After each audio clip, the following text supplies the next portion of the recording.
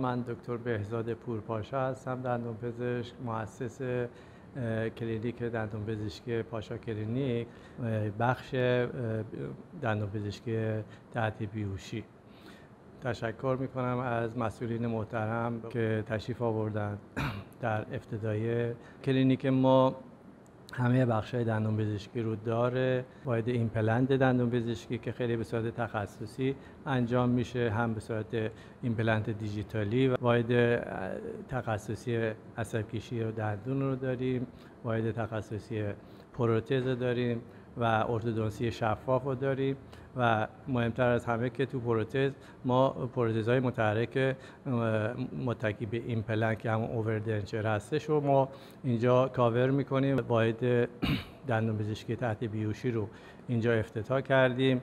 خیلی از بچه‌های زیر 6 سال که همکاری ندارن برای کارهای دندانپزشکی، خیلی تیم مجربی هستن که میتونیم اینجا به بچه‌های زیر 6 سال دندانپزشکی تحت بیهوشی رو سرویس بدیم که تو غرب مازندران اولین واحد دندانپزشکی هستش که دندانپزشکی تحت بیهوشی رو داره.